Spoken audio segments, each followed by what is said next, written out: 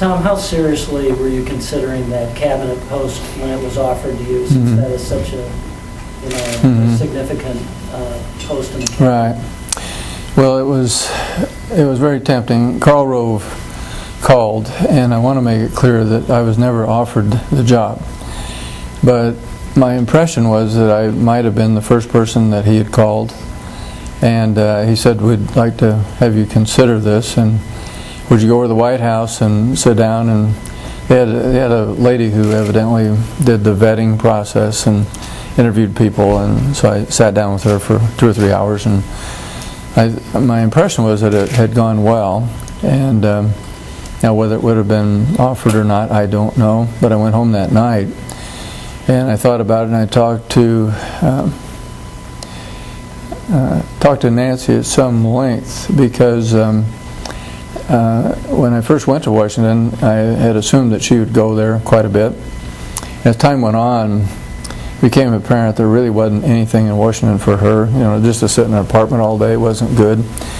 And so she just wasn't coming. She'd maybe come once every 3-4 months, and that'd be for 2 or 3 days. And so I realized that if I took that job, that I would be expected to be in Washington for the next 4 years. And that meant that she would either have to move there, which I knew she didn't want to do very badly.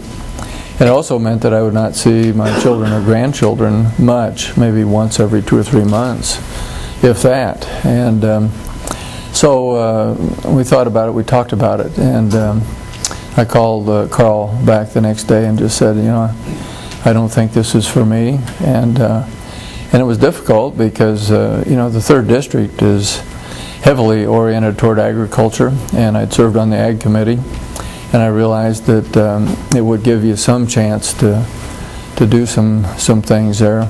But I also realized that when you're in the cabinet, you're pretty much at the discretion of the president. And so I knew that there was a farm bill that was going to be written, and I knew that I would be expected to carry the ball party line, and I knew that there would be some things I probably wouldn't agree with. And so I would be hamstrung. You have to be loyal to the administration, and at the same time you want to pretty much let people know what you really believe and what you want, what you see as best for Nebraska and rural America. And I realized that was going to be a little bit difficult. And so anyway, I told them no. And again, I don't want anybody to have the impression that I was offered the job, but I have no reason to believe that I would not have been either. So I don't know what would have happened. How is this book different than any of your other books that you've written? Well, it isn't all about athletics. I'd say in some way or another, 2/3 of it probably relates in one way or another to athletics. But the part about being in Washington is almost totally divorced from athletics. Some of it's a little bit more philosophical than other books. And certainly the part about running for governor is not necessarily tied to athletics at all.